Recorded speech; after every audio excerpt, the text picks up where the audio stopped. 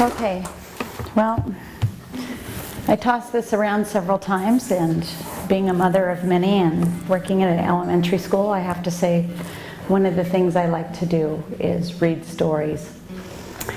And there are so many ways that I could have went about this, because my problem isn't speaking. I have no problem speaking. It's knowing how to stay within the parallel and not kind of touch on everything all at once. And if you would give me 2 hours, I'd fill that 2 hours. So unfortunately, we don't have that 2 hours. So today, I'm going to be lecturing about my personal favorite teacher that has walked this earth plane, and that's Jesus Christ. Jesus the Christ. And this is really truly dear to my heart. So the story that I'm going to read, and normally we would start off with scripture, but I'm going to start off with the story, and then I'm going to read the scripture, and then I'm going to elaborate on it. But I want to share my personal perception of what I feel, and what I would hope to get across to you today is that the very significant reason why Jesus came here was to show us a better way to live in harmony. And not only on the earth plane do we have free will, but we have free will in spirit. And when they say that God sent His only begotten Son, what does that mean? Does that mean that we're not all sons and daughters of God? Because absolutely we are. The only difference between Jesus and us is that He didn't close the veil when He came from spirit. He kept that veil open, and He chose to do so because he out of pure unconditional love for other spirits, decided to come here and give Himself as the perfect divine teacher. Not only did He leave with us how to live a more harmonious and balanced life, but when He was crucified, also left us with the divine knowledge that there is no death and there are no dead. And He came here knowing what was going to happen to Him. And through this, He was turned into a martyr. He was turned into a God. He was turned into this amazing, godlike person, when all He ever came here to do was show that we are equal and we are the same, and this is the kind of life that you can have. But people paid so much attention to Jesus, the man who walked on this earth plane, that they forgot about the teachings. So today I'm going to read to you as quickly as I can the parable of the rope and the river. Prolonged and deep had been my meditation, so deep that my soul had left my body, and I was transported to a garden in a country far away from my dwelling place.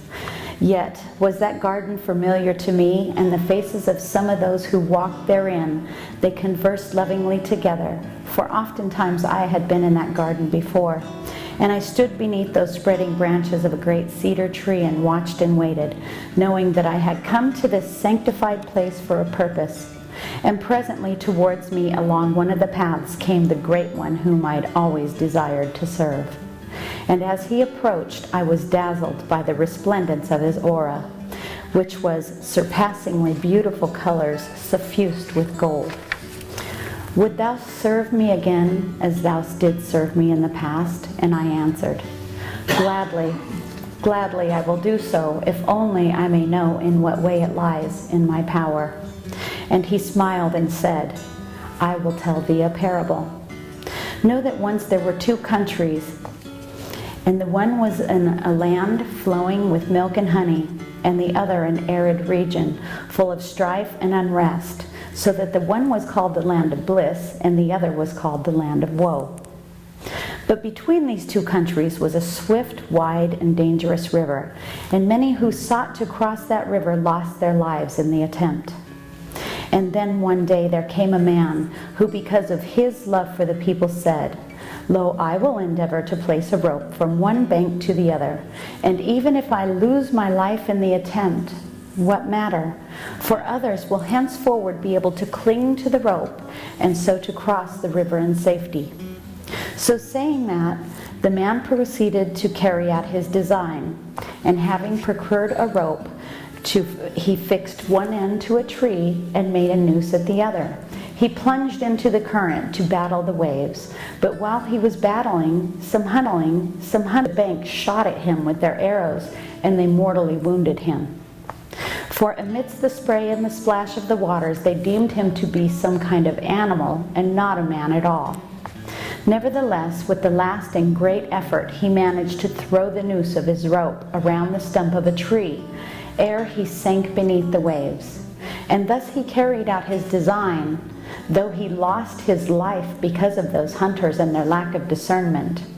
Now when the people saw what happened, they began to worship him as a hero, saying, He died to save us, and he is so worthy of our adulation and love. And yet, although they worshipped him, only very few attempted to cross the river. For they said within themselves, even though the rope is there, and we cannot drown if we cling to it, yet the waters are cold and the river's wide, and the trouble of crossing it is very great. And so in the course of time, the rope was almost forgotten. Moreover, through disuse, it had become covered with weeds and entangled in the fallen branches of old trees, so that hardly it did look like a rope at all. But the worship of that hero continued. Nevertheless, the monuments were erected to his memory, and the people sang songs of adulation to him, and they prayed to him because of his great love for them. And then a second and a third and a fourth generation of men came into being, and there arose wiseacres and orators and men of learning, and they preached of that hero, and how he had died to save others. But the rope that crossed the river they never spoke of, for now that rope had been forgotten altogether. And so great a confusion arose by reason of their arguments and oratory and teachings that finally many superstitions came to be, both among themselves and among their hearers, and only very few were able to discern between truth and folly. And much discord was sown amongst them, so that they quarreled and fought, and those few who were able to discern the truth, they were persecuted and reviled, so that the country called the land of woe became even more stricken with sorrow and unrest than it already was. And then at last a body of orators arose, and they cried, Why all this strife? All that is needful is to worship this hero as a god, and to believe that he died to save others. And lo, when we ourselves die, we shall go to the country and the land of bliss without any trouble at all. For although our bodies cannot float across the river while we're alive, our souls will float across when we are dead. Moreover, so great were his love and power and heroism that all we ask of his Spirit he will surely do, but if we shower enough love upon him in return. And then the populace heard this, and they were overcome with exceeding joy, and heaped honors upon those orators, saying, Great is their wisdom, for they have shown us an easy way. Simple indeed it is to worship and to pray and to ask our hero to save us when we die. So now let us eat, drink, and be merry, and make the best of our sojourn in our land of woe. But meanwhile the spirit of that hero looked upon his brothers with sadness in his eyes, and he listened to their prayers and to their petitions, and into their ears he whispered, My children, you do err, for verily I lived to save you, and my death was but an incident of my attempt, and can never be the cause of your salvation. Alas, that ye should have forgotten the rope which I placed across the river between the lands of woe and bliss. For to that end did I come, and to no other. And although because of my love for you, my spirit is close to you and would fain comfort and cheer you in your adversities, yet carry you across the river, I cannot, however much ye pray and however much ye implore. But although that hero spoke to them, thus yet too loud did they utter their prayers and their petitions to hear the still small voice of his spirit. And so they did remain in the land of woe. And the radiant one said, as he smiled, and now that is the end of my parable, and my name is Superstition. And I said, Master, have I understood thy parable aright? And do I divine correctly its meaning? For those who come to regard the non-essential as the essential and to act accordingly, verily are they tainted with superstition? And he answered, My beloved, thou hast spoken truth. Moreover, know that, as the enlightened one said very long ago, each one must carry out his own salvation. You are responsible for you. You need to know that. Nevertheless, thou canst help thy brethren, and in helping them canst serve me. For know that the greatest and best help of all is that which inspires man to help himself. And I answered him, O Master, to this end didst thou come, but man hath failed to understand? And he answered, Again hast thou spoken truth, for verily I have been misunderstood. I, from the very first, I have been misunderstood, and my mission also, which was to show humanity the way. And although mighty fanes have been dedicated to me, and my name is engraven in countless books, and that which men think to be my likeness is manifold in places, even so those very nations who profess to believe in me have not tried my way. And I have been misrepresented even by my own chroniclers, and portrayed to be as addicted in unrighteous anger and conceit and gross self-aggrandizement and other unseemly things. Yet in spite of ascribing to me these inordinations, have my followers wanted to exalt me to the status of a deity, and have quarreled over the manner in which I should be worshipped. Worship? Did I ever ask for worship or adulation, for a deluge of flatteries to be poured into mine ears?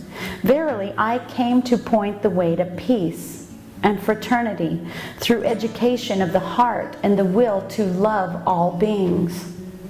And to that end I gave to my disciples and to the world at large many precepts and sayings. But despite my warnings, man hath misinterpreted those sayings, and even made them a plea for all manner of evil things, of hatred and warfare and uncharitableness and bigotry, or at best, not wishing to follow them, hath called them unpractical and the dreams of a visionary. Thus have my devotees illogically deemed me to be the only begotten Son of God, and a representative of God on earth, and the same time to have so greatly doubted his wisdom as to assume that he would propound divine laws and rules of conduct impossible of carrying out. Basic spiritual truths did I reveal to man for his right guidance, so that the security and peace should be his on earth. Aye, more than that, for because of my love for him, I wished him to have life, and to have it more abundantly. As I did say erewhile, meaning thereby that one life, which is pure being, intelligence, and bliss, is ultimately for all.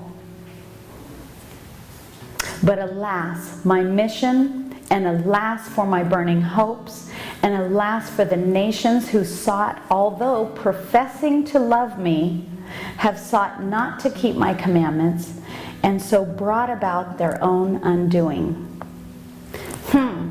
Belief in me, yet disbelief in my precepts.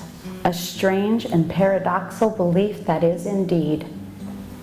And so, my son, because men have misunderstood me and the purport of my mission, do I seek in these times of danger and crises and tribulations to bring back many things to remembrance. And saying this, the radiant one took me by my hand and led me away to the cities in midst of which we wandered, invisible to men. So now if you would take that into a brief meditation.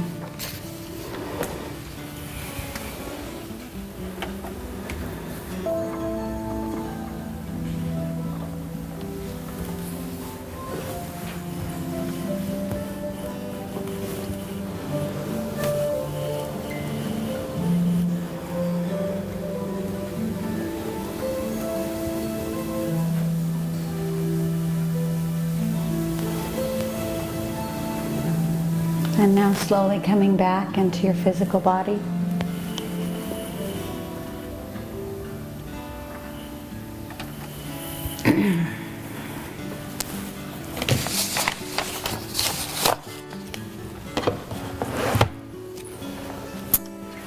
In John 3, verse 1, for God so loved the world that he gave his only begotten Son, that whosoever believeth in him should not perish, but have everlasting life. For God sent his Son into the world, not to condemn the world, but that the world through him might be saved. He that believeth on him is not condemned, but he believeth not is condemned already, because he hath not believed in the name of the only Son of God. So if you take that literal, then that may be that if you don't worship Jesus, then you're in trouble. In reality, they're only asking you to listen to Jesus' teachings and to follow them, that it may bring peace and harmony into your life. And if you ever really do follow any of the teachings of Jesus, he didn't ever walk around blaming anything on anyone else. Even when he was younger and he was out preaching, he got in trouble with the elders of the church because he wasn't in preaching in the church. And Jesus said, why should I preach to these who are already here seeking? It's to those that I need to go out and reach and touch to make a difference in their lives. And that's exactly what you should be doing. Finding that balance and that peace and that harmony within your life. Not to be like Jesus. That would be impossible. Jesus came here as a divine being, knowing his purpose. See, like I said in the beginning, our veil is closed, and we chose that so that we could truly experience what we came here to learn. He didn't come here to learn, even though there were many tests given to him, and he was very learned. At the same time, he came here to teach and to show us. And he never ever separated himself from us.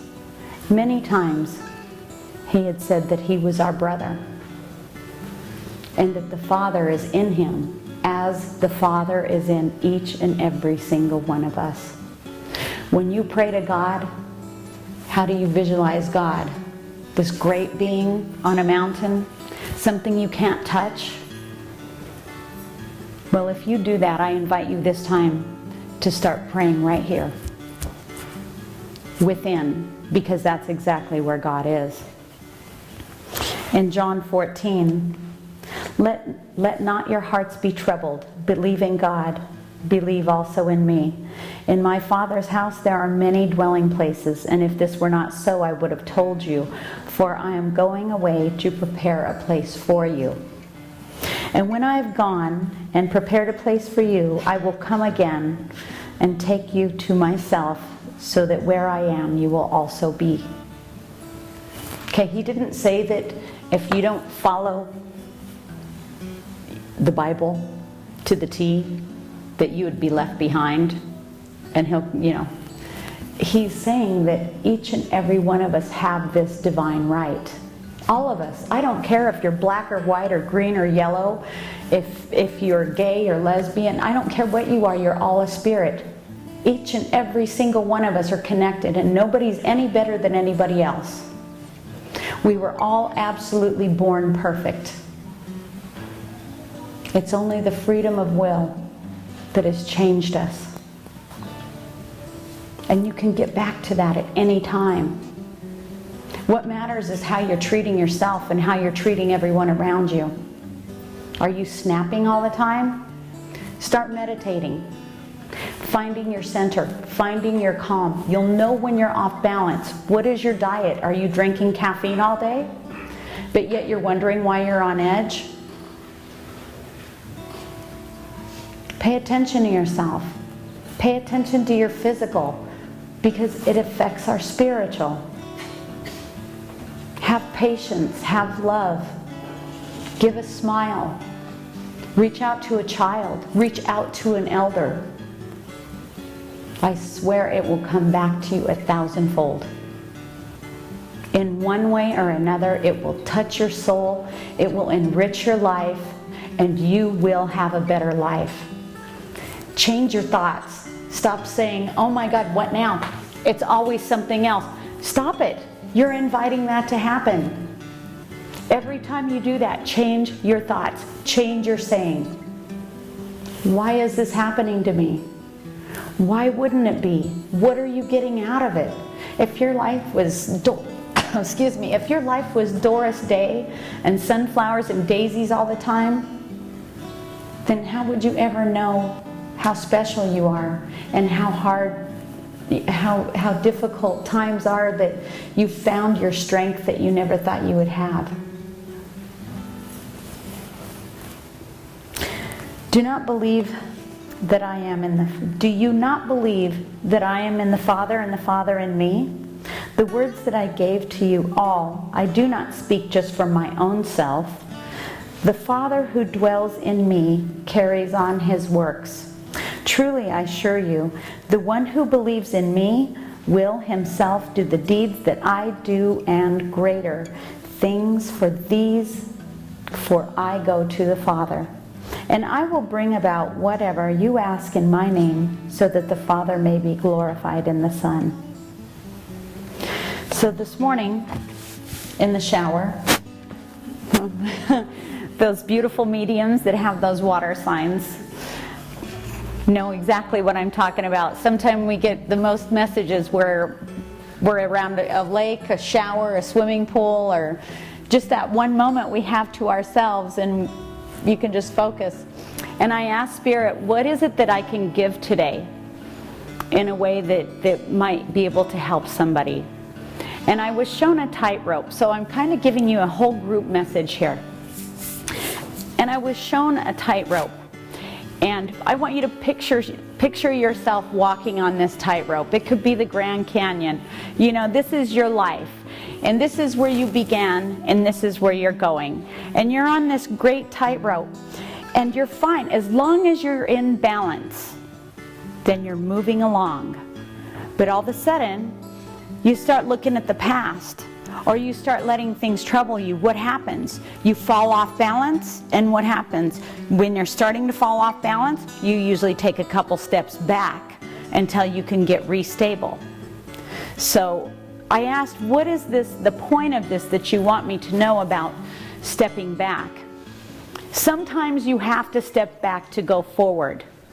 If you find yourself falling off and being disappointed in yourself, first of all, don't judge yourself. Don't come down on yourself and say, oh my God, I'm so stupid. I shouldn't have done that, and I know better. Instead, you need to give yourself compassion and say, okay, well, I learned not to look back at this. I learned not to hang on to this. And I know now what not to do so that I can put another foot forward. And another thing that when you're walking on a tightrope, what to do is if you focus back here, you possibly will fall off and wobble the whole time. But if you keep your eyes set on what it is you want, what you want to accomplish, what you want to do, and the good, then you tend to stay on the rope, you're focused, and you move forward. And it has everything to do with balance. You're sleeping. What are you eating? Most importantly, who are you allowing in your life? You know, we do have those people that we have to allow in our life, but you need to learn how to not let them affect you in a negative way so it throws us off balance. It's all about staying balanced. So the next time when things are going wrong or you tend to look back, I want you to see yourself as walking on a tightrope and know what it is that you need to remain steady so that you can get to the other side. Stay focused. Stop coming down on yourself. Another huge thing that I have to say before closing is many of us who have had troubled lives and hard pasts, we tend to say, you know what? Things were really difficult, but I've came a long way and I'm doing great. I want to say that that's a positive statement, but at the same time, it has a slight negative to it because you're excusing yourself for moving forward. You're saying, I've done so great to get to where I am now. I have every right to be proud of myself, and I can be happy just where I am. And I'm saying, yeah, you did a great job to get to where you are now. But don't let that be your everything. Let that show yourself that, oh my God, I had great strengths. I overcame this, and that means I can pursue and I can get over anything that comes to me in my future because I have done this. Not that I'm perfect the way I am now and I can move forward because of what I have done. Okay? Because what it's done is catapulted you to move forward, to know that you're strong and you're capable.